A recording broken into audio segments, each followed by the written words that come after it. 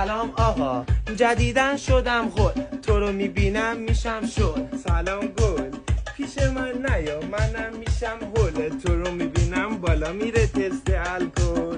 یادته اون دفعه گفتم میرم استخزنونه با 4 تا داف نمونه؟ آره مگه میشه تو رو یادم نمونه. الان نظرم عوض شد، میخوام برم دیت توی خونه، یه براش میخوام و هایلایتر باسه روی روژ گونه.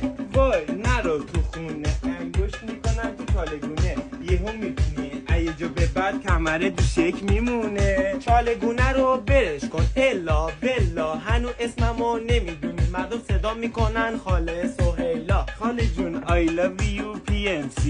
امیر جون thank you so much مرسی. سلام آقا امیر. برو گم شو بمیر. دیدی که از وقتی تو رفتی شدم یه دختر سربزیر. والا که از اولت سرت همش بود اون زیر. بی خیال گذشته ولنتاین اومد باز، دلم برات لک شده، نگاه به رنگ و روم بکن چقدر خوش رنگ شده، هدیه‌مو به پیچ برم دست و بالم تنگ شده. این روزا سمتم نیا، کمرم مثل سنگ شده، اخلاقم مثل سگ شده، هر کی اومد سمتم رفت کمرش از تنش قطع شده. عشقم بدون تو اسیرم، میشه که برگردی بدون تو میمیرم. اوایل که گفتی بدون تو میمیرم، الانم داری میگی بدون تو اسیرم. خب عزیزم کی میگیره جو؟ اگر خوشت اومد از این بیتمون، دکمه فالو رو بزن بیا تو پیجمون.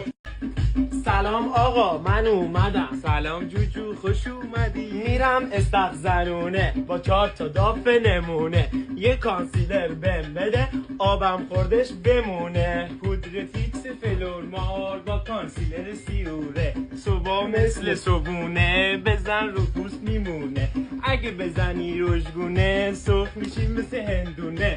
دیوونه دیوونه، پودر فیکس و کانسیلر و روشگونه بهم بده دیوونه، اگه باشه قیمتاتم نمونه تو رو میبرم به حموم زنونه. شیطونی یا دیوونه.